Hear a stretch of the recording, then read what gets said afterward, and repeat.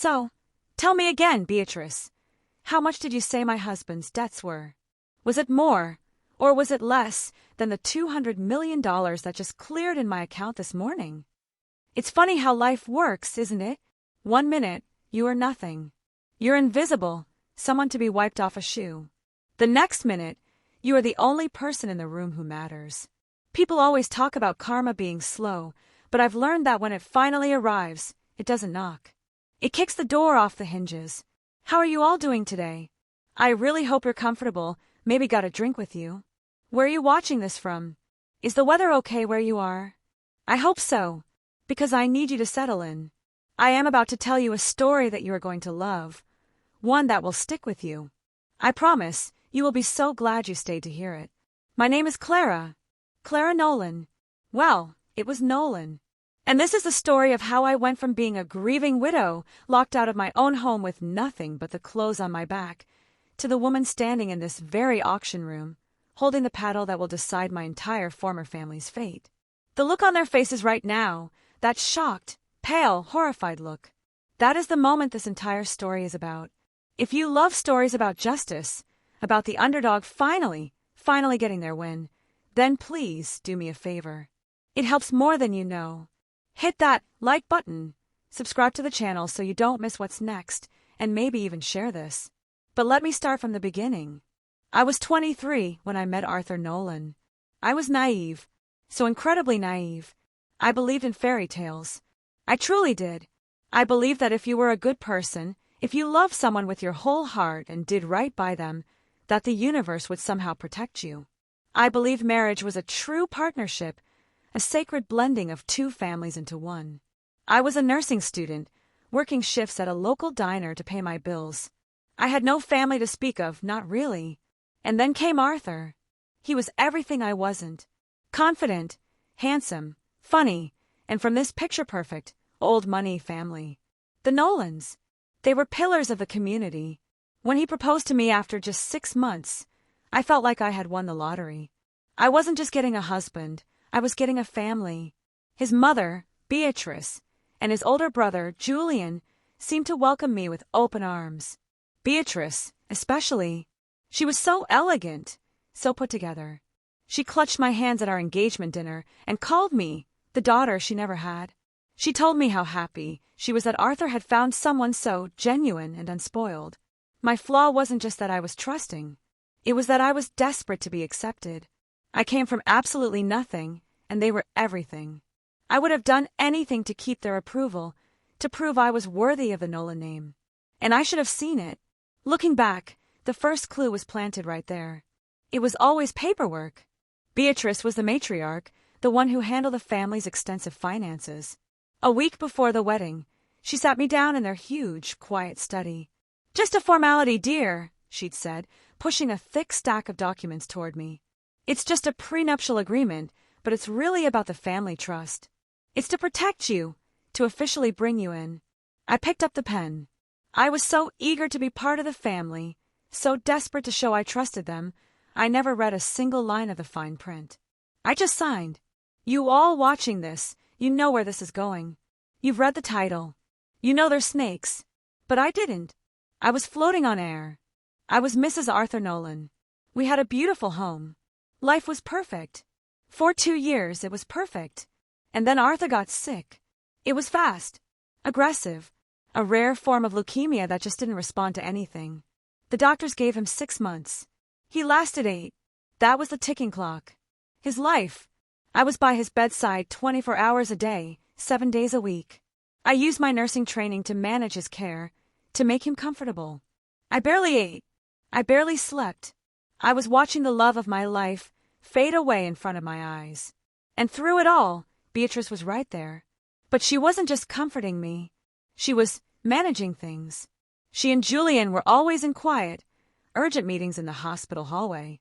They kept talking about the crushing medical debt from the experimental treatments we were trying. "Don't you worry your pretty little head, Clara," Beatrice would whisper, patting my hand while I cried. Her hand was always so cold. "Julian and I, we're handling all the finances. We're moving things around to cover it. You just focus on Arthur. That's all you need to do." I was so grateful. I thanked her. I told her she was a saint. I was a grieving, exhausted wreck. They were handling everything. The last week was a blur. Arthur was barely conscious. I was living on coffee and adrenaline. Beatrice came to me in the small hours of the morning, in that sterile, quiet waiting room. Her face was a mask of strained sympathy. "Clara, darling, I'm so sorry to bother you with this now," she said, her voice a low hum. She held out a clipboard and a pen. "It's just to authorize the next treatment. The hospital needs a signature to release the funds from the estate account. It's just a formality." I didn't even look. I didn't read a single word. My hand was shaking so badly I could barely hold the pen. I just signed where she pointed. That was the signature that cost me everything. Arthur died 2 days later. And the woman who called me her daughter, she waited less than 24 hours after the funeral to destroy my entire life. The funeral was a performance. I see that now. It was all for show, for their friends, for the community. Beatrice, veiled in black, clutching Julian's arm as if she might faint from grief. I was the real widow, but I was treated like a distant cousin. I was seated in the second row, not with the immediate family. That should have been my second clue. But in my fog of loss, I just assumed it was some old money tradition I didn't understand. I loved Arthur. I want you to understand that. None of this was his fault. He was kind. He was the only warmth in that entire family. He loved that I was a nurse. He always said I had a healing light about me. When we first got married, we talked about having kids, about traveling. We were so happy. "You don't have to work at the hospital anymore, darling," he'd said, kissing my hands after a long double shift. "Mom and Julian, they've got the businesses. We're fine. I just want you to be happy." And Beatrice encouraged it. "Yes, Clara dear. Your place is here. Planning charity balls, managing the household. That's a full-time job, you'll see. It's what's expected of a Nolan wife. So I quit. I gave up my nursing certification, my colleagues, my independence. I did it to fit in. I did it to be the perfect Nolan wife. I ran the house. I hosted the parties. I smiled until my face ached. I became the genuine and unspoiled doll they wanted me to be. And Julian, Arthur's older brother, he was the quiet one, the numbers man. He ran the family's investment firm. He always looked at me like I was a problem on a balance sheet he hadn't solved yet. While Arthur was charming, Julian was efficient. During Arthur's illness, Julian was the one producing every bill, every estimate. "The experimental treatment in Switzerland, Clara," he'd said, his eyes never meeting mine, just staring at his tablet. "It's astronomical. But we're doing it. For Arthur. We're liquidating some non-essential assets." I remember crying with gratitude. I hugged him. He was stiff, awkward, patting my back like I was a dog that had jumped on him. "Yes, well, we take care of family," he'd said. And I believed him. My vulnerability, it wasn't just the grief. It was the complete isolation. I had no one else. I had given up my friends when I entered the Nolan world. My own parents were long gone. The Nolans weren't just my in-laws. They were, in my mind, my only family. When Arthur died, I clung to them. I clung to Beatrice and Julian because I thought we were united in this loss. I thought we were all that was left to the family we had built. I was so wrong. I was sitting in the living room of the house Arthur and I shared. The funeral was over. The house was finally quiet, filled with the scent of lilies from all the sympathy arrangements. I was holding Arthur's favorite cashmere sweater, just trying to breathe, when the front door opened. It was Beatrice and Julian, but their faces were different. The soft masks of grief were gone. They looked hard, impatient. "Clara," Beatrice started. "No, darling. Just Clara. We need to discuss your living arrangements." I was confused. I looked around the room. My arrangements? "Beatrice, I live here. This is my home." Julian let out a short, impatient sigh. He stepped forward and dropped a thick, leather-bound file on the coffee table. The sound it made was so final. "Actually, it's not," Julian said. He opened the file. "This house was never in your name. It was a wedding gift, yes, but it remained under the Nolan family trust, which you have no claim to." "What are you talking about?" My voice was small. "Arthur told me." "Arthur told you many things, it seems," Beatrice said, her voice dripping ice. He wasn't, shall we say, financially responsible. Julian and I have been cleaning up his messes for years. Gambling debts, failed investments. He hid it all from you, of course. To protect you. I just stared at them. This wasn't real. No, Arthur wouldn't. We didn't have debts. We have pages of them, Julian said, tapping the file. And the medical treatments, the experimental ones you insisted on, they were the final straw. The estate is completely insolvent. There is nothing left. But what does that mean? I whispered. Beatrice looked at me, her eyes as dead and cold as marbles. It means, Clara, that the house has to be sold to cover a fraction of what is owed. And that's where this comes in. Julian pulled out another paper. A single sheet. I recognized it. My signature was at the bottom, a frantic, shaky scribble. The paper you signed at the hospital, Julian said. The one for the treatment. It was an authorization, all right. It was you, as Arthur's next of kin, authorizing the immediate transfer of all marital assets, which amounted to this house and its contents, back to the trust to settle outstanding liabilities. You signed it. Willingly. The blood drained from my face. The room started to spin. You tricked me. Arthur was dying. We did what was necessary to protect the family name, Beatrice snapped. A name you, frankly, have no right to any longer. But the prenup! I stammered, remembering the document I'd signed so eagerly. You said that was to bring me in. It was, Julian said with a smirk. It brought you in, and it clearly defined your exit. You waived all rights to any and all Nolan assets, current or future, in the event of death or divorce. You signed that, too. This was the first true betrayal. The people I had trusted with my entire life, the people I was grieving with, had been patiently waiting for my husband to die so they could throw me into the street. So what happens now? I asked, my whole body shaking. Now, Beatrice said, walking to the door and opening it. 2 large men in security uniforms were standing in the hallway. You have 30 minutes to pack 1 bag of your personal effects. Things you brought with you when you married Arthur. Nothing else. The rest belongs to the trust. Then these gentlemen will escort you off the property. I begged. I pleaded. I cried. I reminded her she called me her daughter. She just looked at me. You were a lovely distraction, Clara. But you're not family. You never were. You were just temporary. The family business must be protected. You understand. I didn't understand. Not then. I was in shock. I numbly went upstairs, the security guard following me, watching me. I packed a small suitcase with my old nursing scrubs, a few toiletries, and the clothes I was wearing. I clutched Arthur's sweater. As I walked past Julian, he actually checked my bag. He pulled out the cashmere sweater. This is Nolan property, he said, and tossed it back onto the chair. They walked me to the front door. I looked back at the life I had built, the home I had made. And then I was on the sidewalk. The heavy oak door shut behind me, and I heard the unmistakable, final click of the deadbolt.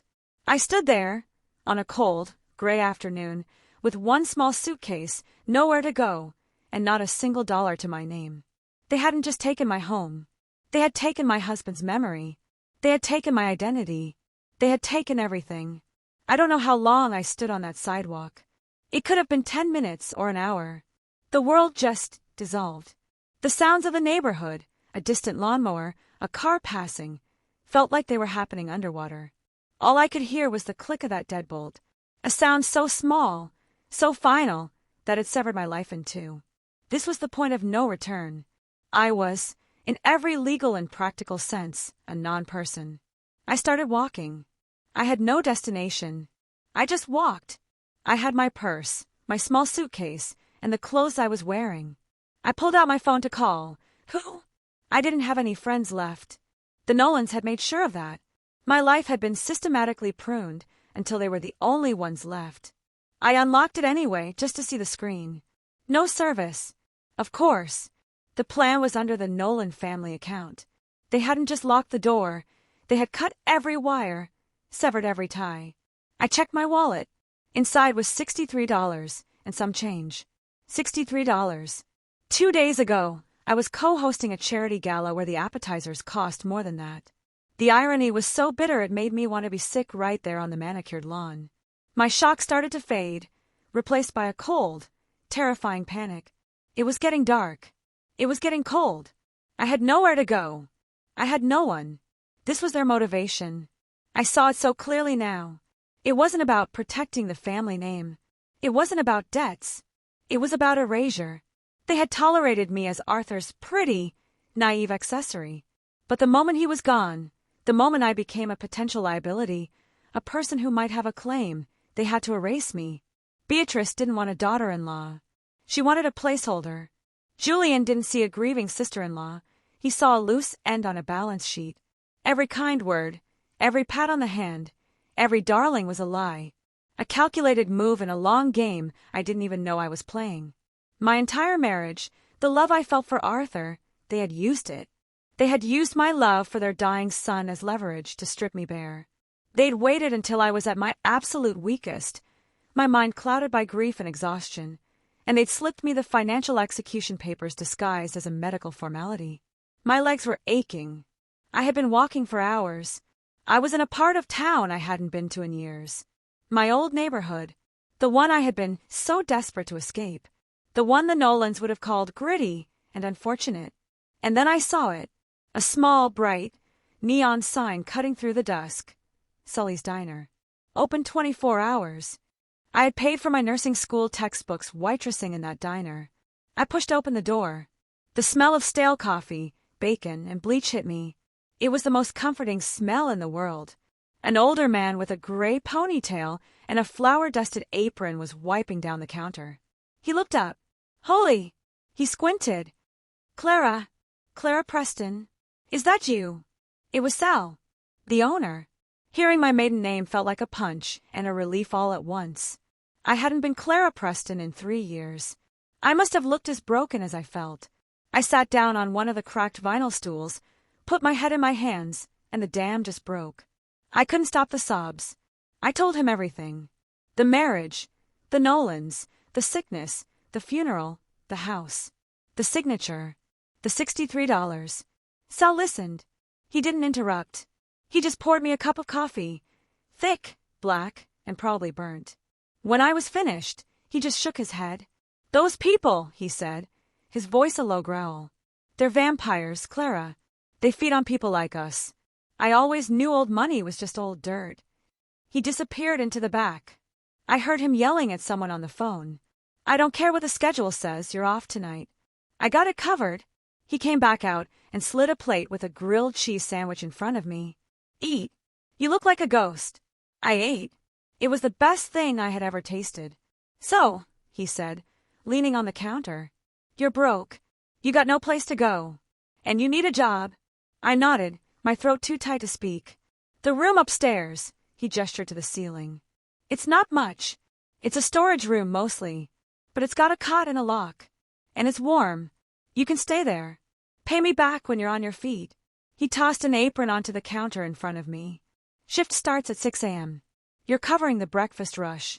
You still remember how to handle a coffee pot, high society. I looked at the apron. It was a lifeline. It was the first act of human kindness I had experienced in. I couldn't even remember. Yes, Sal, I whispered, my voice hoarse. I remember. Good. He grunted. Welcome back to the real world, kid. That was my irrevocable commitment. I wasn't Mrs. Clara Nolan of the Grand Estate. I was Clara Preston, the waitress, sleeping on a cot in a storage room above a diner. This was my new reality. The Nolans thought they had erased me. They thought they had thrown me away like trash. But as I sat there in that diner, with the smell of old coffee and the first real food I'd had in days in my stomach, the despair started to harden. It wasn't determination yet. It was just survival. But it was a start. They had taken everything from me. They had left me with nothing. They had no idea what a terrible mistake that was, because I had nothing left to lose. And I was just beginning to get angry. My new life was a special kind of hell. It wasn't just the work, it was the drop. My feet were on fire after the first 3 days.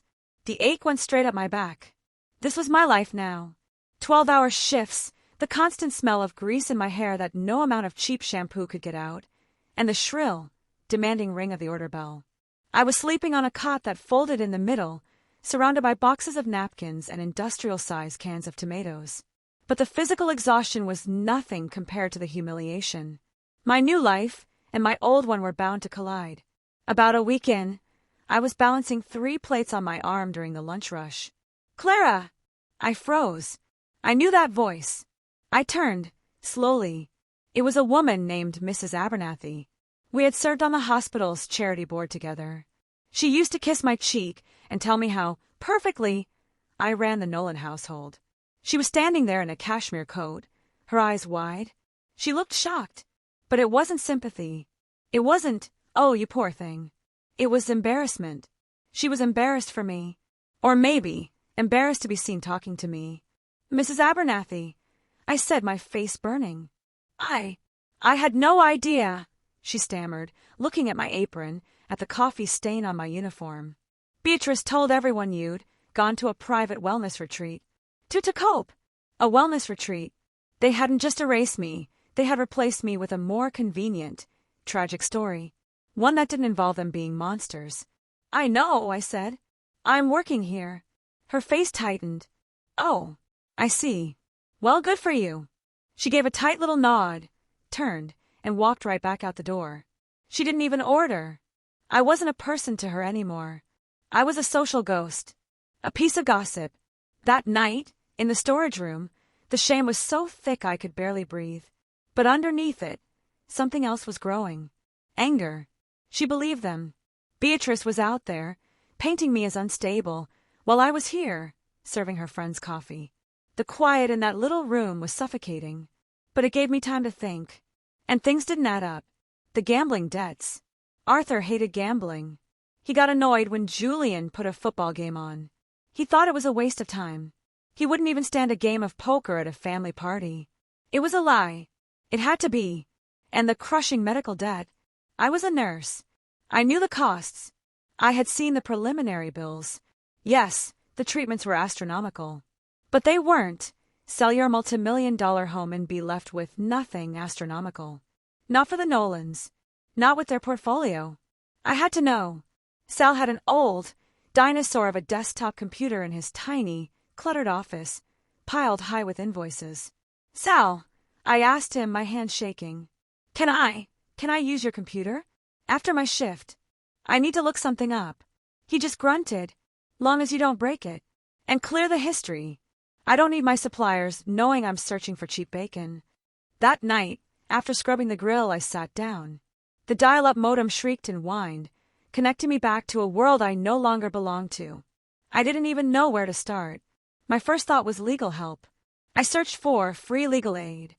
I spent my next day off on a bus, going downtown to a legal aid clinic. I sat in a plastic chair for 2 hours, just to talk to a tired, overworked lawyer for 10 minutes. I told him the story.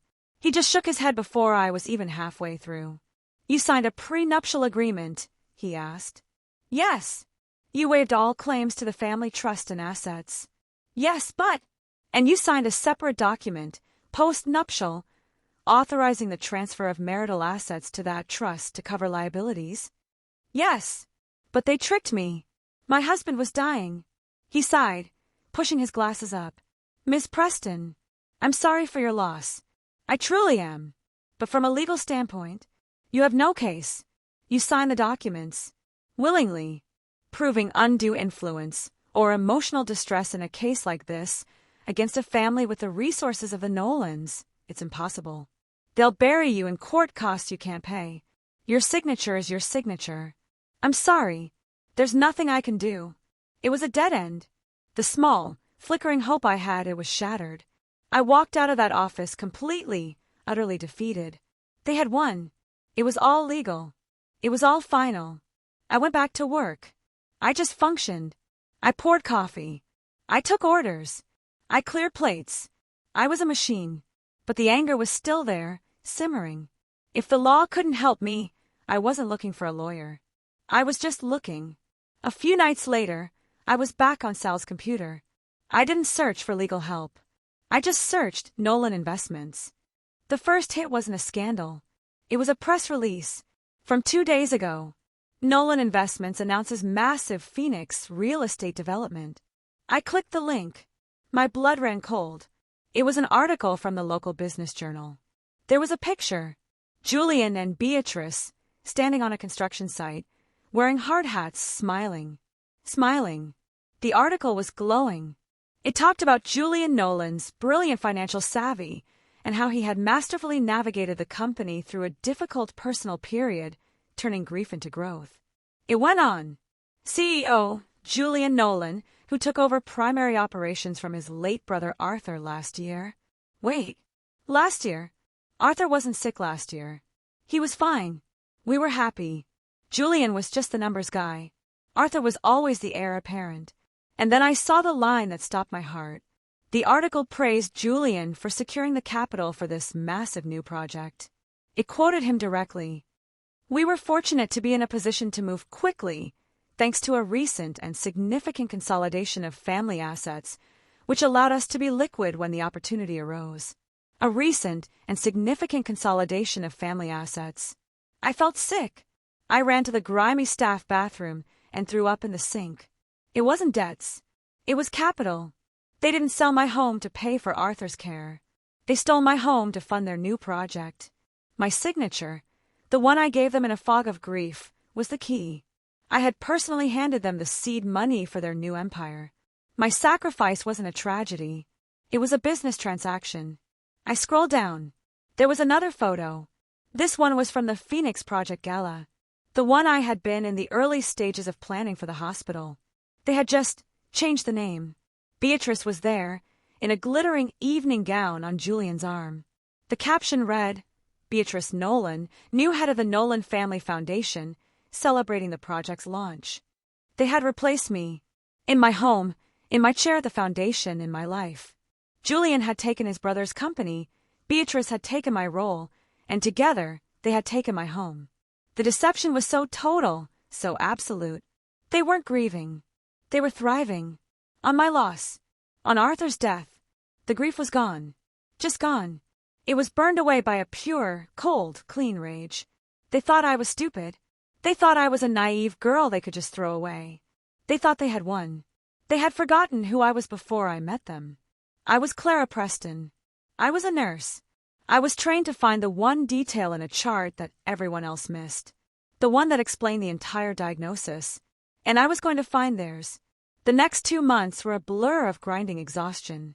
I wasn't living. I was surviving. I worked 12, sometimes 14-hour shifts. I saved every single dollar I made, putting the cash in an envelope hidden under the loose floorboard in the storage room. It was a pathetic amount. It would take me a decade to save enough to even think about hiring a real lawyer. My only outlet was Sal's computer. After the diner closed, when the whole building was silent except for the hum of the freezers, I would sit in his office, my eyes burning, and I would dig. I wasn't a lawyer. I wasn't a financial expert. But I was a nurse. I knew how to read charts. I knew how to follow threads. I went deep.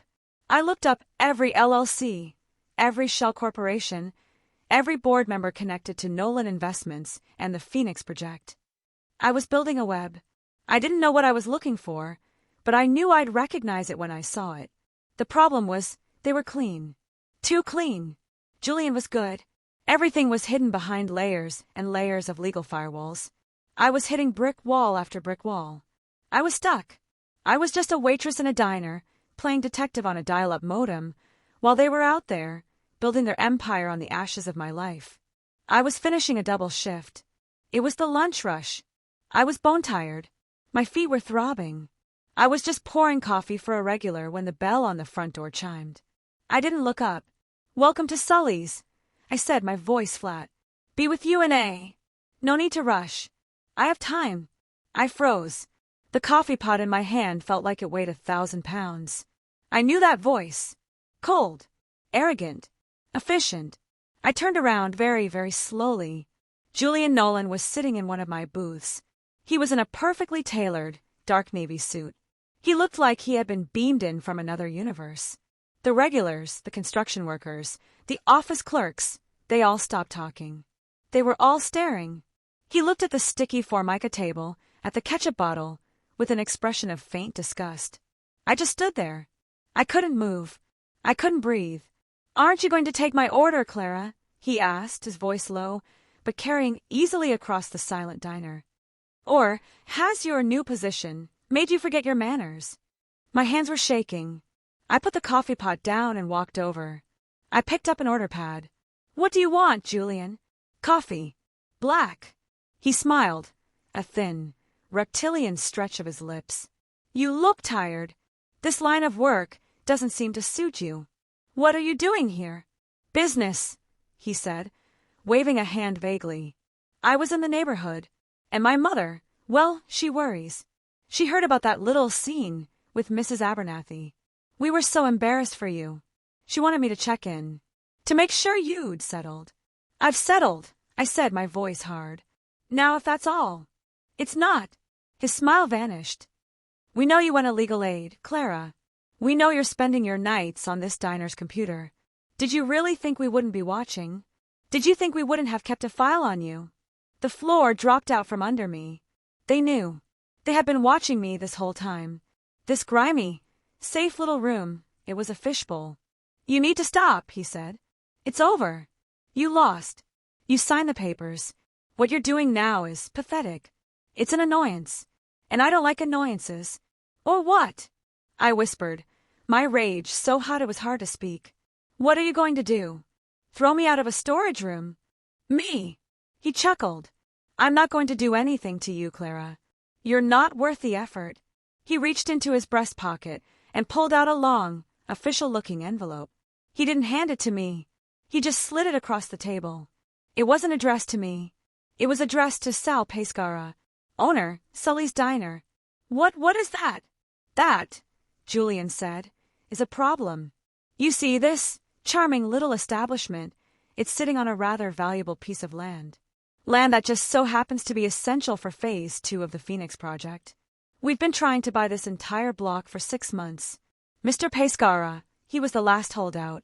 A sentimental old fool. I just stared at the envelope. He kept refusing our offers. So, we did what we always do. We looked deeper. And we found that Mr. Pescara has been financing this place on a high-interest business loan for almost a decade. A balloon loan. A very irresponsible loan. We simply bought it. From the bank. And we're calling it in. My heart stopped. What? The full principal. All of it. Due in 48 hours. Just then, Sal pushed through the kitchen doors, a spatula in his hand. Clara, what's the holdup? I've got 3 orders of pancakes. He saw Julian. He stopped. His eyes went from Julian to my pale face to the envelope on the table. Julian stood up, buttoning his suit jacket. He was so tall. He loomed over Sal. Mr. Pescara, Julian said, his voice now bright and corporate. Julian Nolan. We spoke on the phone. I'm the new owner of your debt. That's a notice of foreclosure. As I'm sure you know, you have 2 business days to pay the outstanding principal of. He glanced at the paper. $240,000. If not, we take the building. The equipment. Everything. Sal's face went gray. He reached for the counter to steady himself. He looked at the envelope. He looked at me. But that's not possible, Sal stammered. I had an arrangement. Your arrangement was with the previous owner of the debt, Julian said. I'm the new owner, and I want to be paid, or I want the land. Honestly, I'd prefer the land. He turned and looked at me, and this was the moment that shattered everything. The look in his eyes. It was pure, cold, triumphant calculation. You see, Clara, he whispered, so only I could hear. This is what happens when you're a problem. You become toxic. You ruined your own life. And now you've ruined his. He pulled a $100 bill from his wallet and dropped it on the table. For the coffee. And he walked out. The bell on the door chimed, and he was gone. The diner was silent. I looked at Sal. He was sheet white. He was breathing hard. He hadn't just given me a job. He'd given me a home. He'd given me safety. And I had just brought the wolves to his door. I had just destroyed the one kind man who had helped me. Sal! I started, tears welling in my eyes. I'm so sorry. I didn't know. He looked up at me. His eyes weren't angry. They were terrified. and filled with a dawning, horrifying realization. "Clara," he whispered, his voice trembling. "What did you do? Who are these people?" I had no answer. I had lost my old life, and in one devastating moment, I had just lost my new one. I was alone, completely and totally alone. I wasn't just broke and homeless. I was a curse. I was a walking disaster. And I had just destroyed the only friend I had in the world. The silence in the diner was heavier than any noise. The few remaining customers, sensing something awful, had quietly paid and left. It was just me and Sal. He was still leaning on the counter, his knuckles white. He hadn't moved. He was just staring at the envelope as if it were a bomb.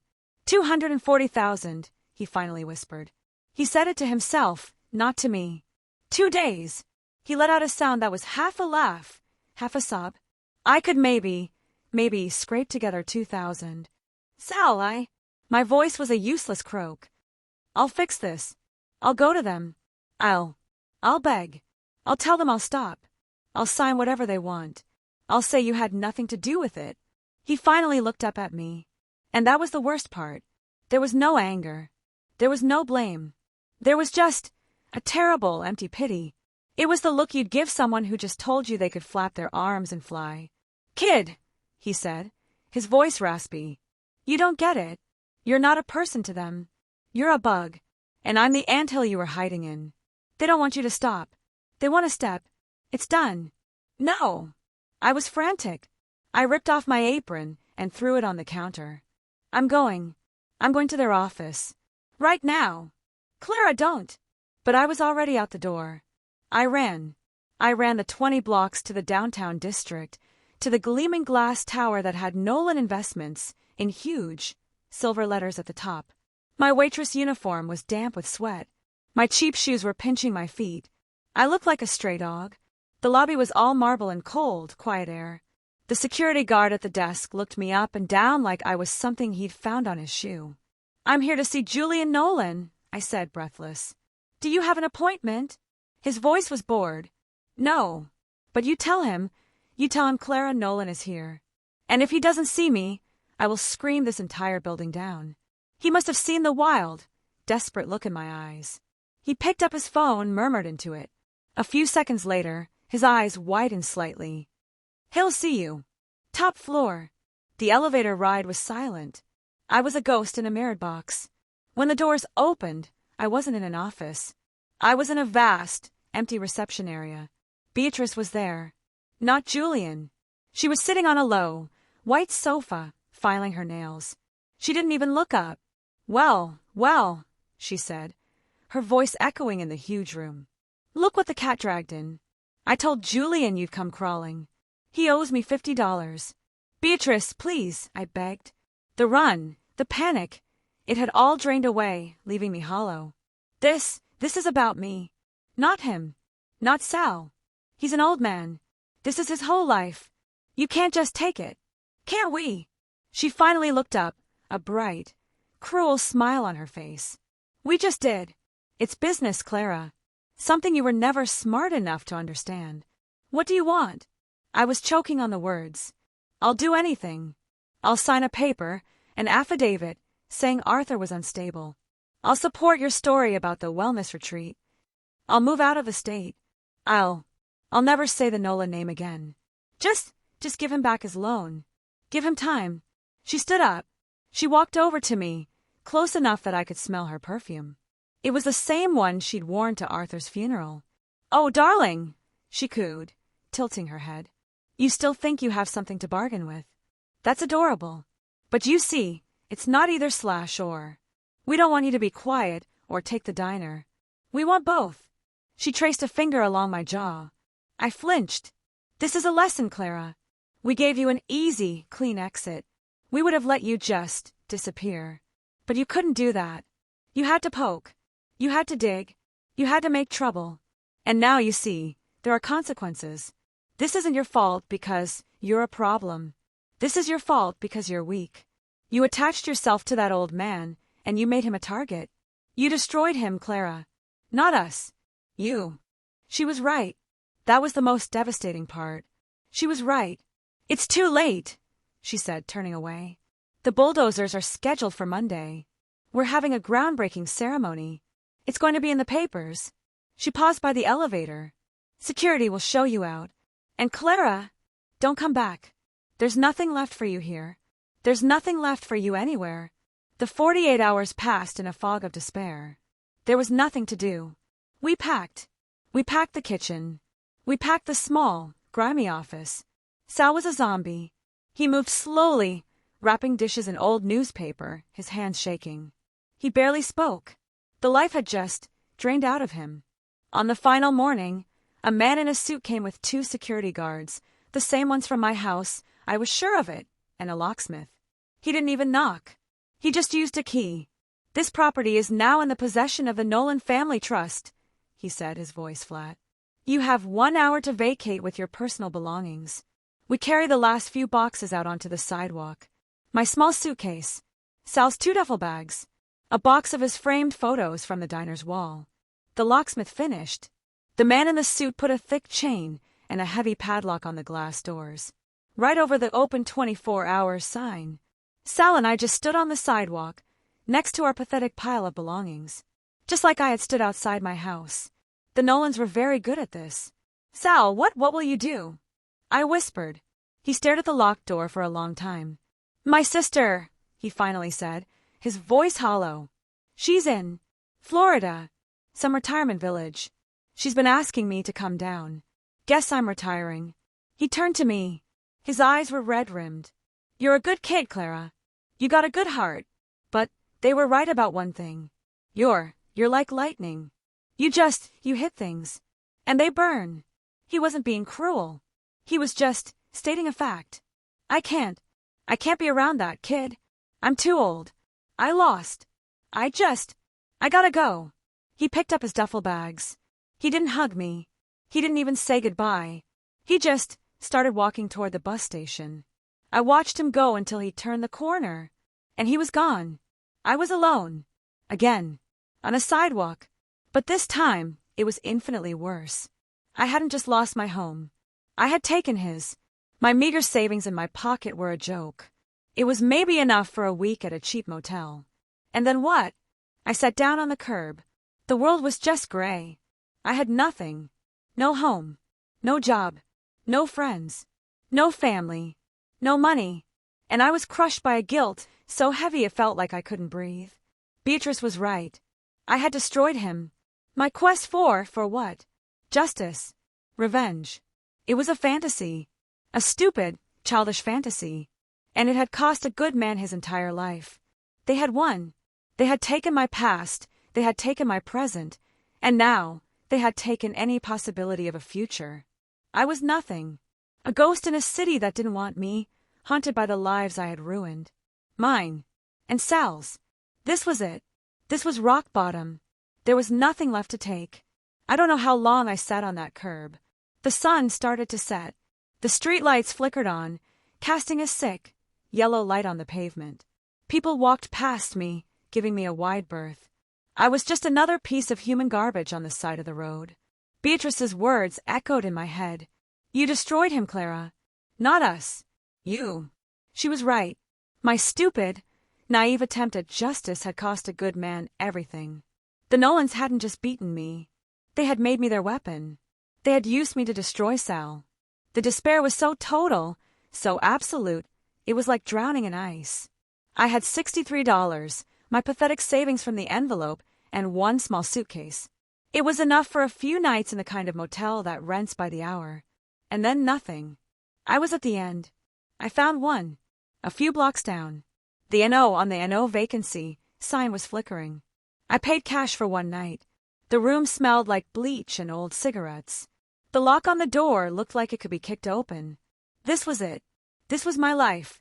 I sat on the edge of the lumpy mattress. This is where I would end. A ghost in a cheap motel room.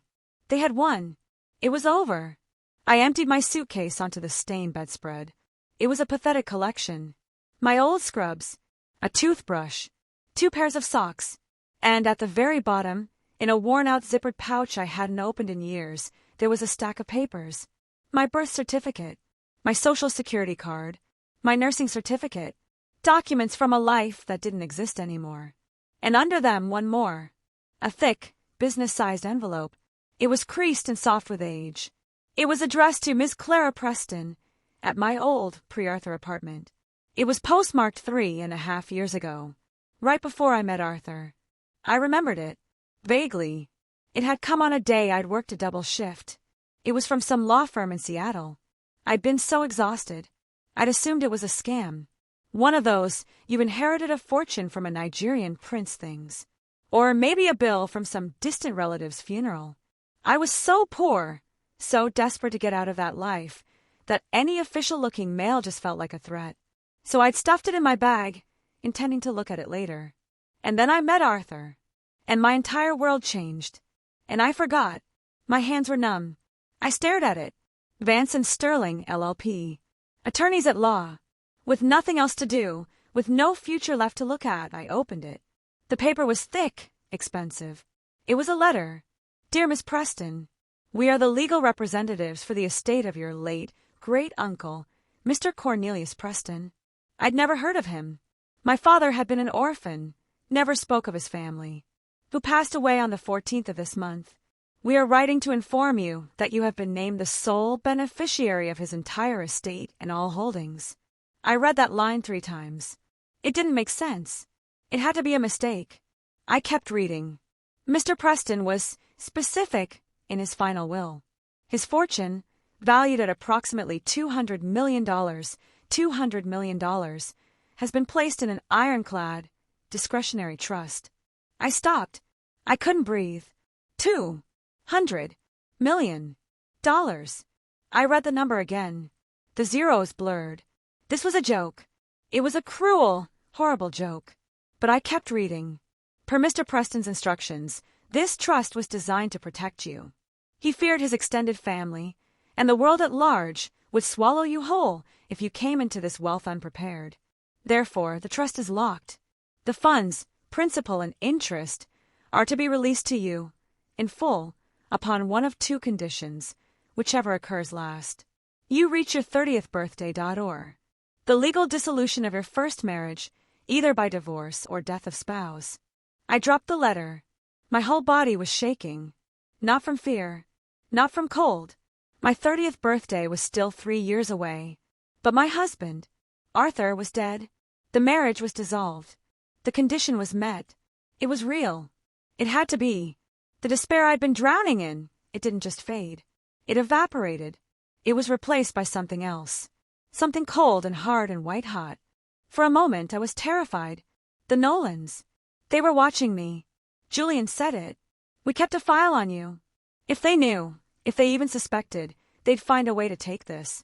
They'd have me declared incompetent. They'd do what they did to Sal. They'd find a way to make it theirs. That was the choice. I could take this letter, rip it up and disappear. Try to survive as a ghost, forever looking over my shoulder, crushed by the guilt of what I'd done to Sal. I could stay broken. I could stay the victim. Or I could pick up this new weapon. I could become the one thing they never, ever saw coming. I looked at my reflection in the dark, cracked mirror of the motel room. I was a wreck.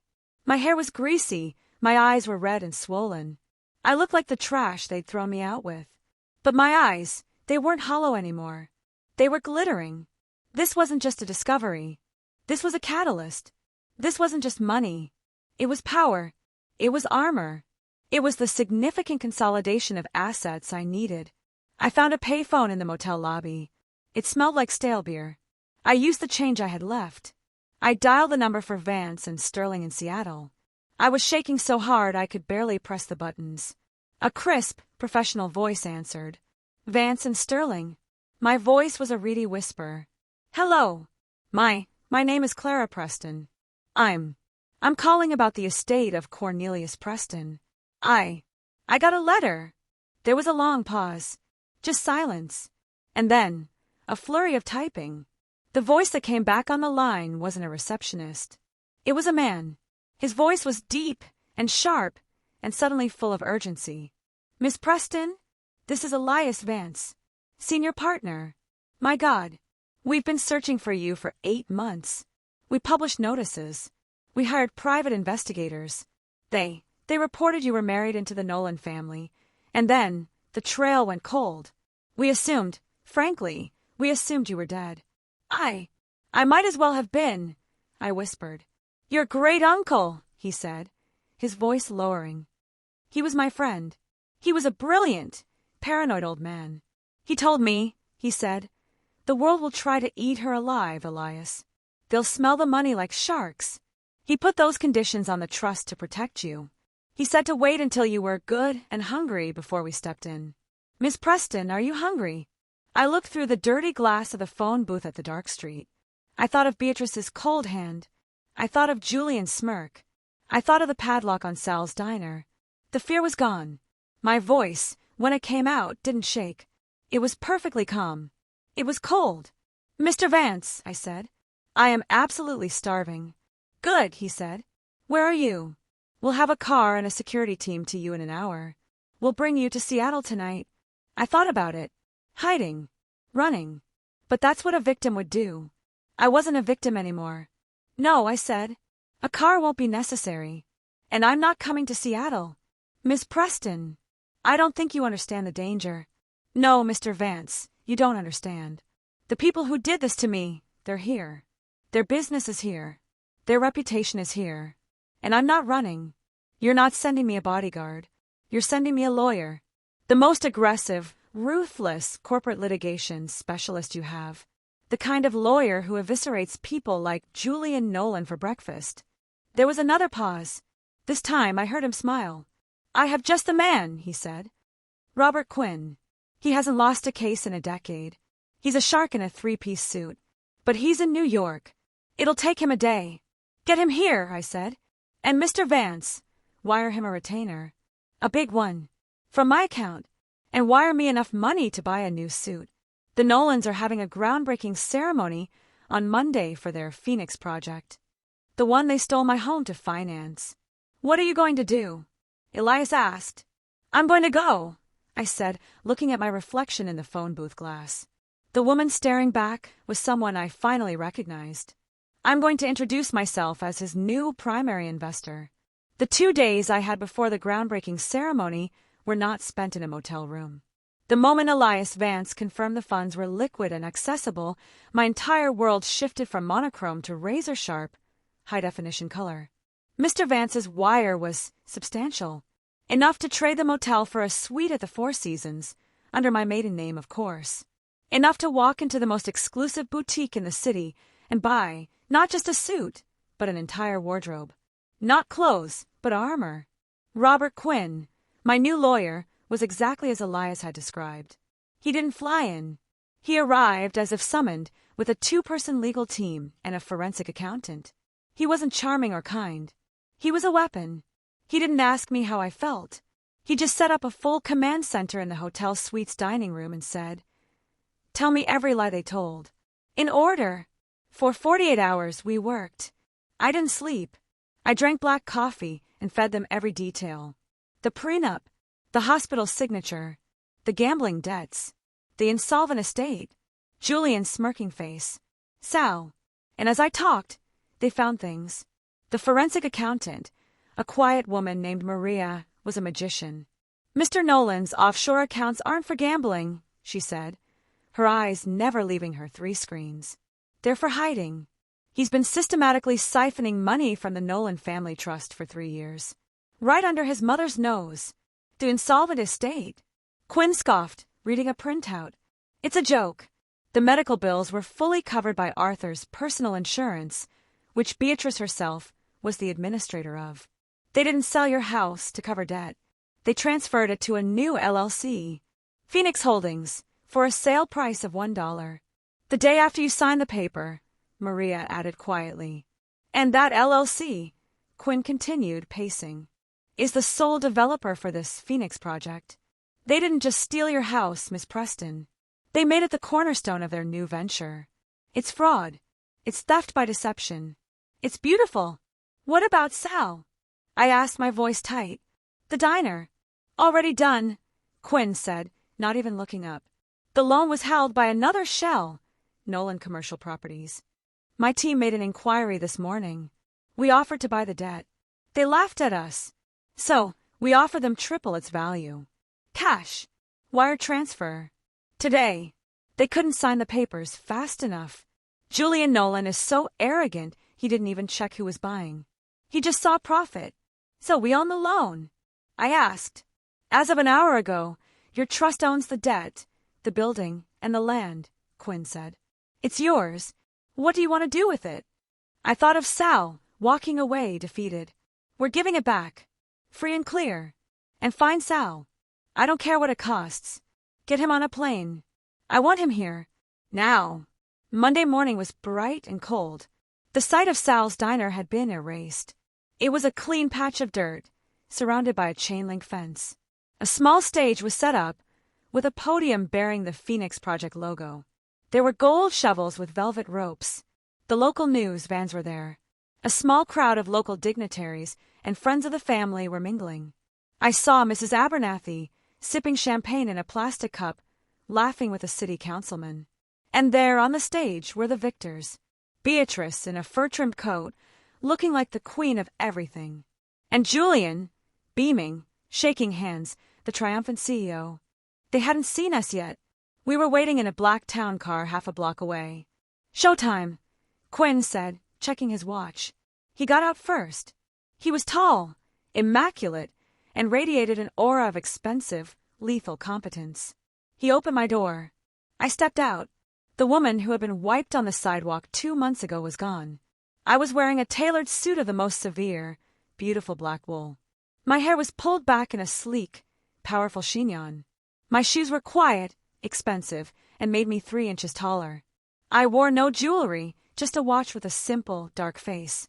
I was not Clara Nolan, the soft, grieving widow. I was Ms. Clara Preston, the sole beneficiary of the Cornelius Preston estate. And I looked like I could buy the entire city block and turn it into a parking lot because I felt like it. We didn't sneak in. We walked, right down the middle of the cordoned-off street. The chatter stopped. People turned. Mrs. Abernathy's champagne cup paused halfway to her mouth. Beatrice saw me first. Her smile faltered. She squinted, confused. She nudged Julian. Julian turned. His smile didn't just falter. It died. His face went from triumph to confusion to a dark, furious red. He recognized me, and he recognized the look on my face. He immediately strode to the edge of the stage. "Security," he hissed. "Get her out of here. She's trespassing." 2 of the same guards who had thrown me out of my house started to move toward me. Robert Quinn simply stepped in front of me. He didn't raise his voice. He just held up a hand. "Are you?" He looked at the guard's badge. "Mr. Harris?" "I wouldn't. Not unless you want to be named as a co-conspirator in a criminal fraud and conspiracy suit, which, I assure you, will be filed in the next 10 minutes. The guard stopped. They looked back at Julian, confused. Julian was apoplectic. He stormed off the stage, his face mottled. "What is the meaning of this? You have no—" "Mr. Nolan," Quinn said, his voice cutting through the silence. "This is a cease and desist. This event is over. And this is an injunction, to be filed with the county clerk, freezing all assets, personal and corporate, of Nolan Investments, Phoenix Holdings, and Nolan Commercial Properties, pending a full criminal investigation." Julian just stared at the papers Quinn's associate was handing him. This is insane. You have no grounds. This is... "Julian, darling, what is this?" Beatrice was at his side, her voice a nervous twitter. "Who are these people?" "Clara! Is that Clara? What are you wearing? Get her out of here, Julian!" That's when I stepped forward. I took the papers from Julian's numb hand. "Hello, Beatrice," I said. My voice was calm. It carried. The news cameras, smelling blood, were all on. Microphones were being pointed in our direction. You, she stammered. "You have no right." "No," I said. "I had no right when I was Clara Nolan. The broke, grieving widow you threw out on the street. The unstable girl you told all your friends." I gestured at Mrs. Abernathy, who looked like she wanted to be sick, was at a wellness retreat. "You were very, very thorough. You took my home. You took my husband's memory. You took everything. You thought I was nothing. You are nothing." Julian snarled, finding his voice. "You signed the papers. The estate was insolvent. Arthur's debts. Stop, I said. The word was so cold, so final, it stopped him mid-rant. Stop lying. You've been lying for 3 years. I turned to the cameras, to the crowd. My name is Clara Preston. You knew me as Clara Nolan. My late husband, Arthur, did not leave me with debts. He left me with a loving, solvent estate. But his mother, Beatrice, and his brother, Julian, I pointed right at them, saw an opportunity. They used my grief. They waited until my husband was on his deathbed, and they tricked me into signing away my entire life. Not to pay debts, but to fund this. The Phoenix Project. The home I shared with Arthur? That's the seed money for this hole in the ground. Lies! Beatrice shrieked. She's unstable. Am I asked. Am I unstable? Or am I just rich? See, that's the part you missed, Julian. The one detail you overlooked when you were building your file on me. I stepped closer to him. You stole my house. Worth about $5 million, give or take. A good haul.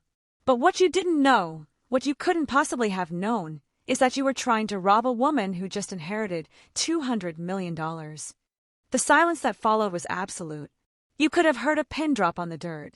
Beatrice's jaw literally fell open. Julian went so pale I thought he would faint. That's right, I said. 200 million. And my lawyers, I gestured to Quinn, are not from a legal aid clinic. They're from Vance and Sterling. And they've spent the last 48 hours finding every single dirty secret you have. Like your offshore gambling accounts. Julian. Not Arthur's. Yours. The ones you've been siphoning the family trust into. I'm sure Beatrice will be fascinated to read those statements. Beatrice's head whipped around to look at her son. The look of betrayal on her face, it was almost worth it all. Oh, and this land, I said, looking around at the stage, the golden shovels. This groundbreaking? It's cancelled. As of 9 a.m. this morning, my trust, bought that predatory loan you used to steal this diner from an old man named Sal Pescara. You see, you sold it, Julian, for a quick profit. You sold it to me. I looked past them. At the edge of the crowd, a man was standing, looking bewildered, wearing a suit that was too big for him. Quinn's associate had found him in Florida and put him on the first morning flight. Sal! I called out. He saw me. His eyes went wide. I held up the papers in my hand. Sal! The loan's paid. It's all paid. The diner is yours. Free and clear.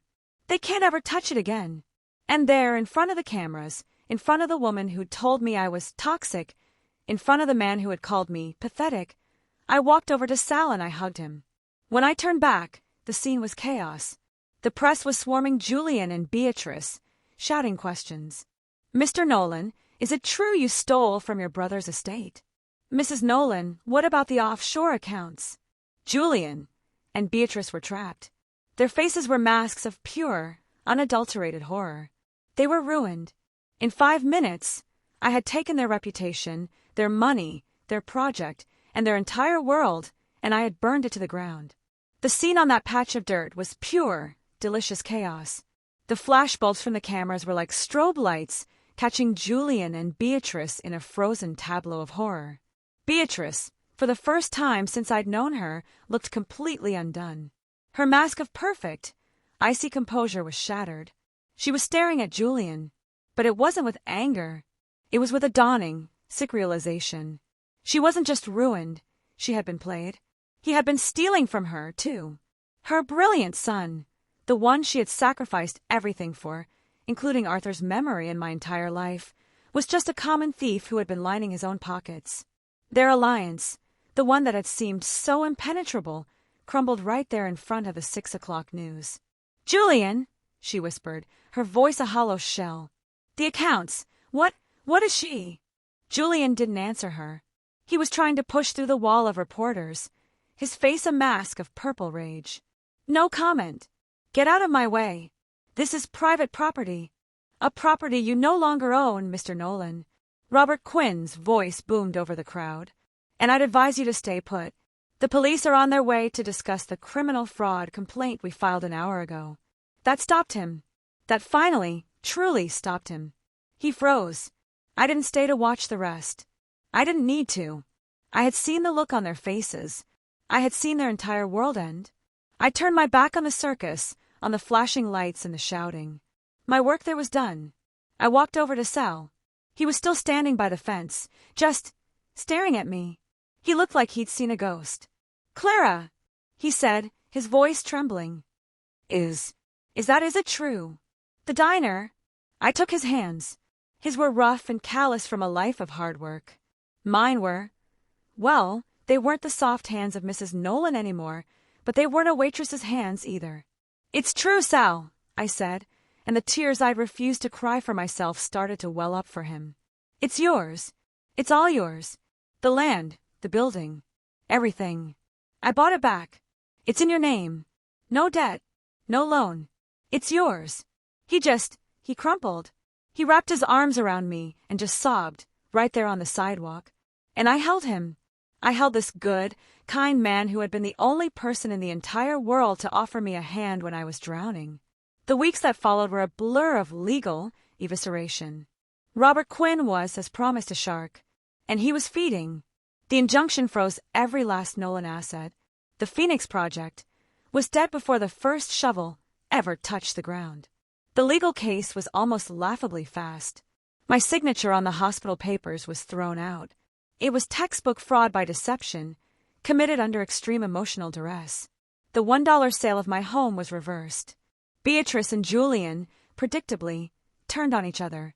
It was a spectacular, ugly, and very public legal battle.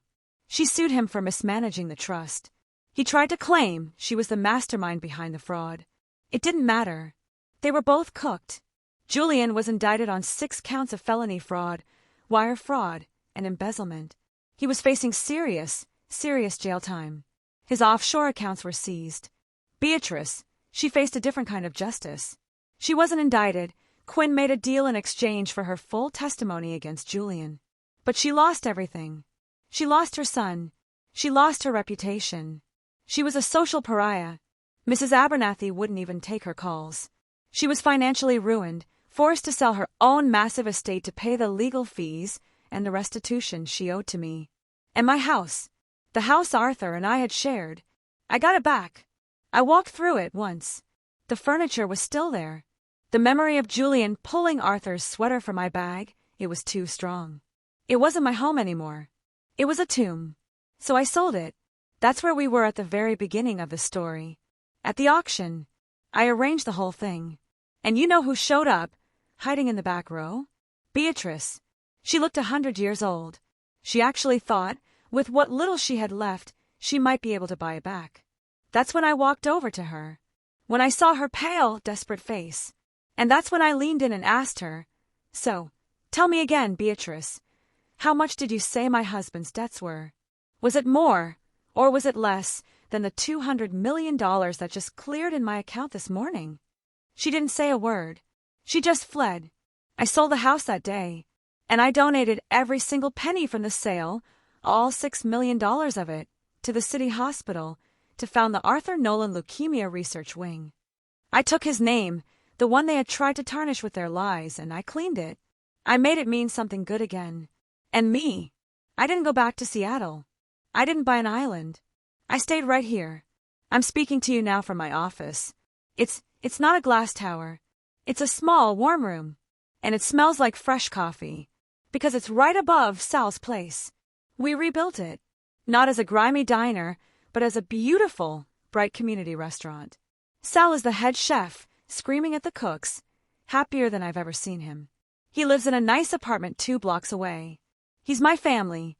And with the rest of it, with Cornelius Preston's legacy, I built the one thing I wished I'd had. I started the Preston Foundation. We do 2 things. We provide free, aggressive legal aid to people who've been victims of financial fraud. And we fund short-term, safe haven housing for people who've been wrongfully evicted. People who find themselves on a sidewalk with $63 and nowhere to go. I didn't get my old life back. Thank God. I got a new one. A real one. The Nolans. They thought I was a temporary distraction. They thought I was a naive, weak little girl. They were wrong. I'm not a Nolan. I'm not a widow. I'm Clara Preston. And my work is just beginning. And I'm I'm just so grateful. I'm grateful for Sal. I'm grateful for Elias Vance and his team of sharks. I'm even, in a twisted way, grateful to Beatrice and Julian. They showed me exactly what I was made of. They set a fire, intending to burn me to ashes. They had no idea I was the one thing that's forged in fire. I am so grateful that you're here. That you listened to me. That you stayed with me for this whole crazy story. It means more than you know. I hope, if you're out there, and you're feeling like you're at rock bottom, like you're on that curb and the world has forgotten you, I hope you remember my story. I hope you remember that sometimes you just have to hang on. You have no idea what's at the bottom of your suitcase, just waiting for the right moment. Thank you so much for watching. I mean that. It's been a relief to finally tell it. If you were moved by this, if you're happy Sal is back in his kitchen, please do me a favor. Hit that like button. It really, truly does help. And if you haven't already, please subscribe to the channel. I have a feeling this isn't the only story I have to tell. And share this if you can. You never know who might need to hear it. I have to ask, what part of this whole thing, what part hit you the hardest? Was it the signature in the hospital? Was it Julian showing up at the diner? Or was it that final moment at the groundbreaking? Let me know in the comments below. I'm going to read as many as I possibly can. You all take care of yourselves. And please, take care of each other. I'll see you in the next one.